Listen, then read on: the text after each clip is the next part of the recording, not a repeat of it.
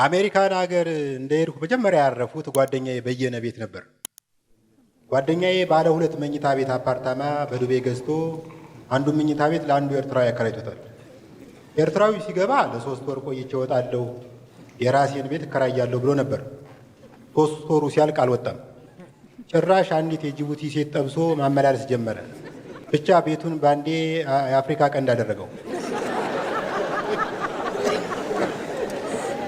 በየነ ሰውየውን ሊያባርረው ፈለገ።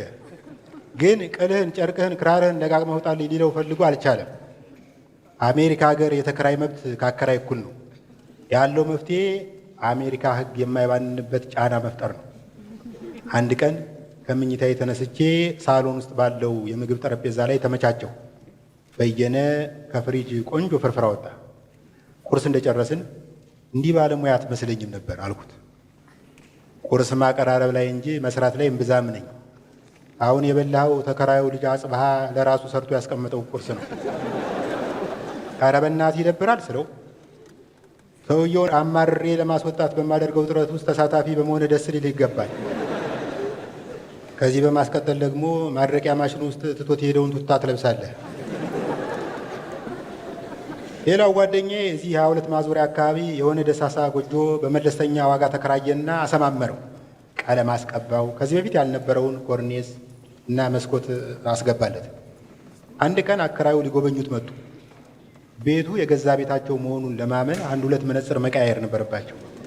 ከዛ ትንሽ እያመነቱ ከቆዩ በኋላ ወንድሜ ይኸው በሚቀጥለው ሳምንት የመጀመሪያ ልጄ ከካናዳ ትመጣለች። እሱ ምን አለ? ጥሩ ነዋ፣ ሽቶና ቪታሚን ዛሬ ትመጣለች።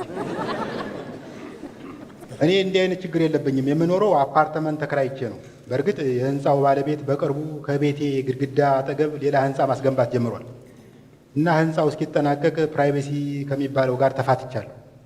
የሚገርማችሁ እኔ ሽንት ቤት ተቀምጬ ዘና እያልሁ በጎራባችን ህንፃ የሚሰራው አናጢ በመስኮት ቁልቁል እያየኝ በውቄ እንዴት ነው? ጥሩ እየሄደልህ ነው?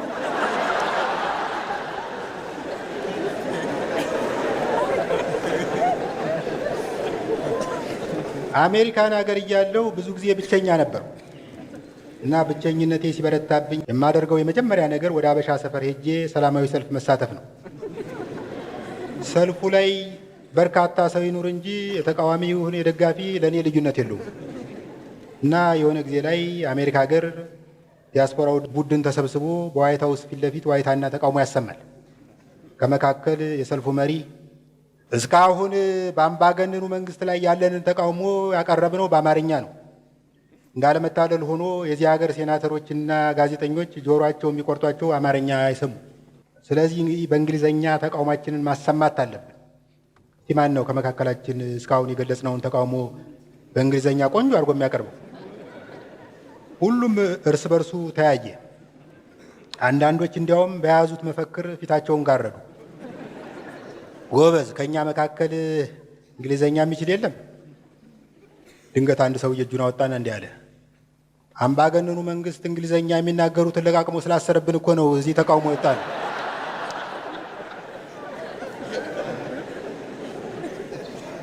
አሜሪካ እያለሁ የአገር ቤት ናፍቆቴን ከምወጣባቸው ነገሮች አንዱ ሰበር ዜና መስማት ነው። ብዙ ሰበር ዜና እየሰማሁ በሄድኩ ቁጥር አንድ የተረዳሁት ነገር ሟርት የሚባለው ነገር መቅረቱን ነው። ድሮ አንድ ሰው በተደጋጋሚ ይሞታል ተብሎ ከተነገረበት በትክክል ይሞታል። ለምሳሌ ድሮ አፄ ዮሐንስ የጎጃምን ሕዝብ በድለው ወደ መተማ ሲሄዱ አንዲት አልቃሽ እንግዲህ ንጉሱ ደህና ቢመለሱ ምንኛ ጎልድፏል ጎጃሜ መላሱ ብላ ገጠመች። ይህ በተገጠመ ከጥቂት ጊዜ በኋላ አፄ ዮሐንስ ተሰዉ። ይመስለኝ በዚህ ዘመን ሟርት የአገልግሎት ዘመኑን ጨርሷል፣ ወይም ትውልዱ ምላሱ ጎልድፏል። እስቲ አሁን ደብረ ጽዮን የሚባለው ሰውዬ ስንቴ ነው ደከመኝ ሰለቸኝ ሳይል የሞተ? እኔ እንዲሁም ደብረ ጽዮንን ሳስብ ትዝ የሚለኝ አንድ እዚህ አዲስ አበባ የሚኖር ፈረንጅ ተዋናይ አለ። በአንድ የአበሻ ፊልም ውስጥ የፈረንጅ ገጸ ባህሪ ከተመለከታችሁ ተዋናዩ የፈረደበት ብርቅዬ ፈረንጅ መሆን አለበት እና ይሄ ፈረንጅ የአድዋ ጦርነትን በሚያሳየው የቴዲ አፍሮ ሙዚቃ ውስጥ የተለያዩ ጣሊያን ወታደሮችን ወክሎ ፖዚሽን እየቀያየረ 5 ጊዜ በላይ ተገድሏል። በሀገራችን እኔ ስለ ጦርነት ሲዘግቡ ከሚጥሙኝ ጋዜጠኞች ዋናው አለምነህ ዋሴ ነው። አለምነህ ዛሬ በቭላድሚር ፑቲን ከመነደፉ በፊት ካፉ የማይጠፉት ሳዳም ሁሴን ነበሩ። አለምነህ በእያንዳንዱ ቃለ መጠይቅ ሳዳምን ሳያነሳ የቀረበት ጊዜ ትዝ አይለኝም። አንዴ እንዲያውም የሆነ ግጥም መጽሐፍ ሳስመርቅ ፕሮግራም መሪ አድርጌው ነበር። ፕሮግራሙን እየመራ ድንገት ከታዳሚው መሃል ደራሲ አዳም ረታን ተመለከተው። ከዛ አለምነህ መካከላችን እጅግ ስመጥሩ ደራሲ ሳዳም ረታ ይገኛል። በመጨረሻ ሳልነግራችሁ የማለፈው ነገር ይህንን ዝግጅት ለማዘጋጀት ስፖንሰር ፍለጋ ያልገባውበት ቦታ የለም። የስጦታ ወይም የስፖንሰር ገድ የሌለው ሰው ታውቃላችሁ? እኔ እንደዛ ነኝ። ከልጅነቴ ጀምሮ ተከትሎኝ የመጣ ነው። እዚህ ይለኛል። ጎረቤታችን የታወቀ ሞጃ ሀብታም ነበር እና አገር ለቆ ወደ አዲስ አበባ ለመግባት ወሰነ። እኔና ጓደኛዬ ዕቃ በማጓጓዝ አገዝ ነው። ዕቃ ከመሸከም ብዛት ዲስካችን ብቻ ሳይሆን አሎሏችን እስኪንሸራተት ድረስ ፈጋን። ከዛ የእሱ ዘመዶች እየመጡ የተራረፈ ዕቃ ማንሳት ጀመሩ። ጠረጴዛ፣ ወንበር፣ ፍሪጅ እንኳን በጊዜው አልነበረም፣ የዱቄት ማስቀመጫ ምናምን ወሰዱ። በመጨረሻ እኔ ወደ ሰውየው ጠጋ ብዬ ጋሼ እኛ ምን እንውሰድ ስለው እናንተ ሻወር ውሰዱ። አሁን በቅርቡ ያጋጠመኝ ነው። በላዳ የሚያመላልሰኝን ሾፌር የት ላደርሰ ሲለኝ ልክ ከኃይሌ ገብረስላሴ መኪና መሸጫ በር ላይ ስደርስ ጣለኝ አልኩት።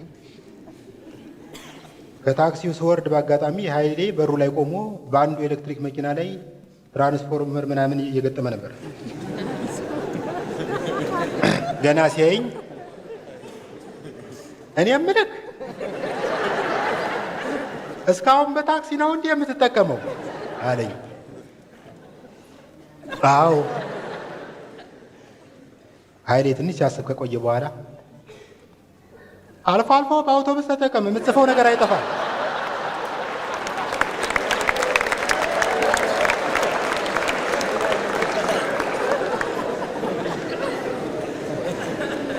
በቅርቡ አታምኑኝም፣ ክትፎ አማረኝ። ለ12 ዓመት ያህል ከስጋ ታቅቤ ከቆየው በኋላ ክትፎ አማረኝ። ሰው በኢኮኖሚ ምክንያት ከክትፎ ባፈገፈገበት ዘመን እኔን አማረኝ። ስጋ አልበላም ብዬ በሚዲያ በይፋ መናገሬን አስቤ ተጸጸቱ። ግን አእምሮቴ እረፍት ሲነሳኝ በቅርብ ያገኘሁት ክትፎ ቤት ውስጥ ገባሁ። አስተናጋጅ፣ አንድ ቆንጆ ክትፎ መረቅ እንዳይበዛበት። ልክ ተደብቆ ጂን እንዳዘዘ ፓስተር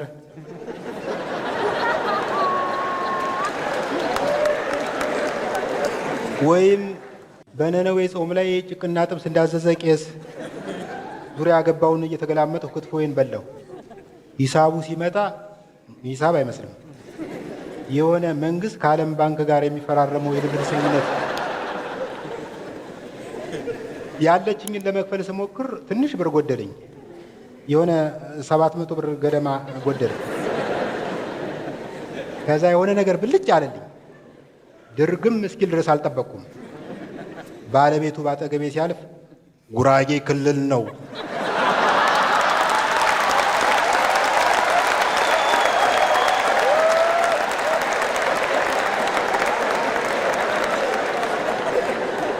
ጉራጌ ክልል ነው፣ ክላስተር ቦምብ ነው ብዬ ጮህ። አስተናጋጁ ጀለስ ሌላ ሞክር፣ ባለቤቱ ዶርዜ ነው። ያኔ ባቡር ሳይወጠን የ22 ማዞሪያ አየር በአዝመራ ሽሮ ሳይታጠን አባይን የደፈረው መሪ ሆስኒ ሙባረክ ሳይከነበል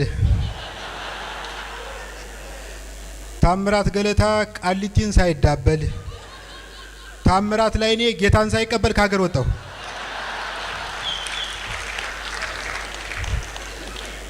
አሜሪካ እንደገባሁ በመጀመሪያ የፈጸሙት ተግባር ቢኖር መወፈር ነው። አትፍረዱብኝ። አሜሪካ ውስጥ ሰው መንቀሳቀስ አቁሟል። ኑሮ ማለት ከሶፋ ወደ መኪና፣ ከመኪና ወደ አሳንሰር መንፏቀቅ ማለት ሆኗል። ሁሉ ነገር የሚፈጸመው ኦንላይን ነው። የአሜሪካ ገበሬ ራሱ የሚያርስና የሚያጭድ በላፕቶፕ ይመስለኛል። ገብሶን ለማጨድ ከፈለጉ አልቢን ማጭድ የሚለው ላይ ክሊክ ያድርጉ የሚል ላፕቶፕ ላይ ተጥዶ እየዋለ ገበሬ ነኝ የሚል ስንት ፈረንጅ አለ።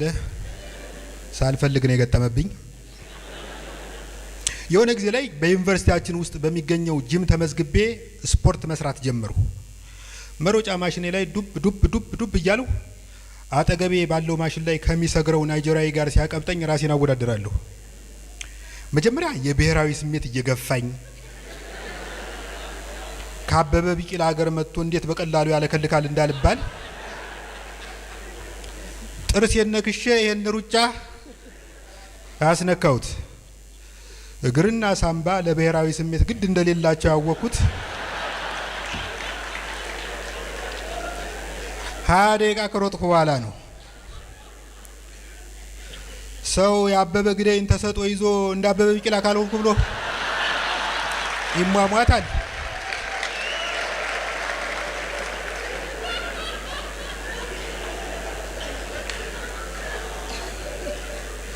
ድንገት ትንፋሼ ብትን ብትን ብትን ብትን ይላል። የእንግላል እንዳልወድቅ የማሽኑን መደገፊያ ያመረኮዛለሁ። ጥቂት ቆይቼ ራሱ ናይጄሪያውን ሰውዬ እደገፋለሁ። ናይጄሪያዊ ሰውዬ 2 እግር ያለው ፈረስ ማለት ነው። የማሽኑ ሞተር ከጠፋ በኋላ እንኳን መሮጡን አያቆምም። በኋላ በጣም መረረኝ። ትንሽ ፈርገጥ ካለው በኋላ በጂሙ አዳራሽ ውስጥ በተሰቀለው ቲቪ ላይ የሚተላለፈውን ፊልም ስመለከት ውዬ ወደ ቤት መመለስ ጀመርኩ። ለኔ ጂም ቤት መግባት ማለት የስፖርት ቱታ ለብሶ ሲኒማ ቤት እንደ መግባት ሆነ። ደሞ እኮ አላፍረም፣ እንደ ሰዎች ሴክሲ ሆኖ መታየት ያምረኛል።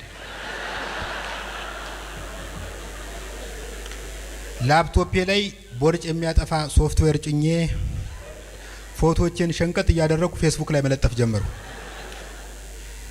ምን ዋጋ አለው? ባለፈው አንዱ ከኔ ጋር የተነሳውን ፎቶ እንደወረደ ለቀቀው። ታዲያ አንዱ የሀገሬ ተራቢ ያን ፎቶ አይቶ እረ የኬንያ ፖሊስ መሰልህ ብሎ ከተረበኝ በኋላ የገዛ ሰውነቴ እንደ ወህኒ ቤት ዩኒፎርም ቀፈፈኝ። የኬንያ ፖሊስ ይህን የበቆሎ ገንፎ እየነፋ እንደ ዋርካ ስለሚሰፋ ሌባን መጠቆም እንጂ ሌባን አባሮ መያዝ አይችልም።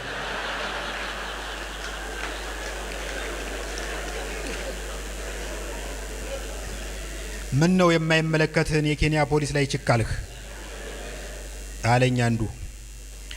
እና 22 ማዞሪያ እየኖርኩ 80 ዓመት ለመኖር እያቀድኩ የአዲስ አበባን ፖሊስ እንድተች ትፈልጋለህ?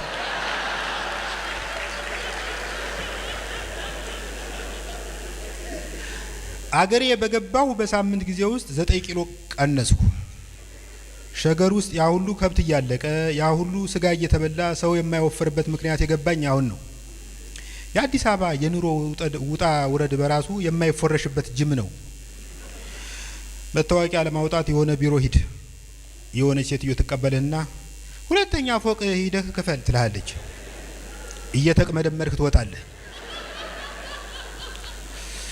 እዚያ ስትደርስ አንዱ ይቀበልህና ይህን ደረሰኝ ይዘህ 4ኛው ፎቅ ላይ የሚገኘው ስራ አስኪያጅ ቢሮ ሂድ እያለ ከለክ እዚያ ስትደርስ የባለ ባህተሙ ጸሐፊ ትቀበልህና ስራ አስኪያጁ ለስራ ወጥተዋል፣ እስኪመለሱ ድረስ 7ኛው ፎቅ የሚገኘው ካፌ ሻይ ቡና እያልክ ቆይ ትላለች።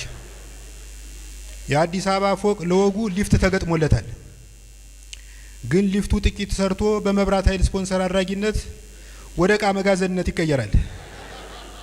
7ኛው ፎቅ ላይ እስክደርስ 3 ኪሎ ቀንሰሃል እና እዛ ቁጭ ብለህ ሻይ ፉት እያልክ አተት 7 ሰዎችን ገደለ የሚል ዜና ሲተላለፍ በቲቪ ታያለህ። 8ኛው የአተት ሰማዕት እኔ ልሆን እችላለሁ ብለህ በስጋት ሌላ 2 ኪሎ ትቀንሳለህ። ከዚህ ሁሉ ወደ ጎረቤት ሀገር ዞር ብዬ ለእናት ሀገሬ በተርፍላት አይሻልም ብለህ ማሰብ ትጀምራለህ። የህይወቴ ቤዛ እንደምነሽ ቪዛ ስለ የሚከተለው ነገር ትዝ አለኝ። የሆኑ ሽማግሌ እንደነገሩኝ በኃይለ ሥላሴ ጊዜ ለአንድ ኢትዮጵያዊ ቪዛ ማግኘት ወደ ፍኖተ ሰላም የሚሄድ አውቶቡስ ቲኬት ከማግኘት በጣም ይቀል ነበር። ሽሮ ሜዳ አካባቢ በእግርህ እየተንሸራሸርክ ትንሽ ካካፋ ዝናብ ውስጥ ያባራለኝ ለምን ቪዛ አልጠይቅም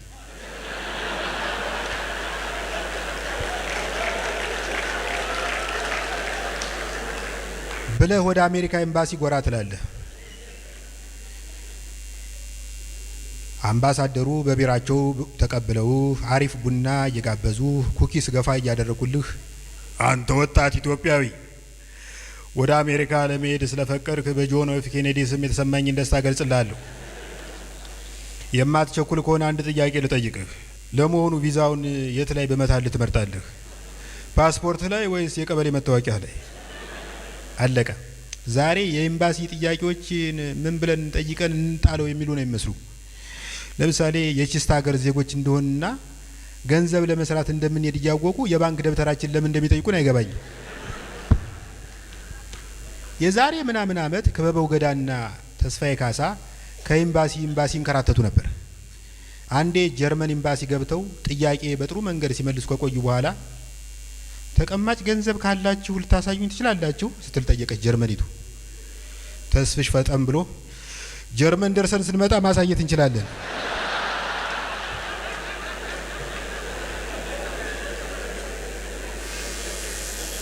ከጥቂት ጊዜ በኋላ ሁለቱ ቺስታ ኮሜዲያኖች እንደ ማሽላ አንገታቸውን ደፍተው ከኤምባሲ ወጡ።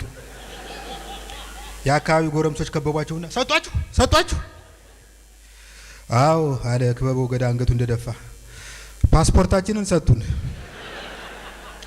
ዛሬ በቀላሉ አልፋታችሁም እና ማህሌተ ገንቦ ባጭር ቀረን ስንል እድሜ ላበደሩን ቀርጸው ላሳመሩን ለኩሰው ላበሩን ቺርስ። ፊታችንን አይተው እንደተቸገርነ ከዓይናችን ላወቁ ስለ ማርያም ብለን እስክንለምናቸው ቆመው ላልጠበቁ ቺርስ። ወድቀው ለማይጥሉ ነግሰው ለሚያነግሱ ነውራችንን አይተው ልክ እንደ ድመት ኩስ ለሚያለባብሱ ብድር አበድረው ፈጥነው ለሚረሱ ቺርስ። ላባ ላረጉልን የመከራ ሸክሙን ቀልደው ላሳቁን ተጫውተው ላከሙን በቸከ ዘመን ላይ ለጋ ስጋ ለበስ ተንግርት ሆነው ላስደመሙን ቺርስ።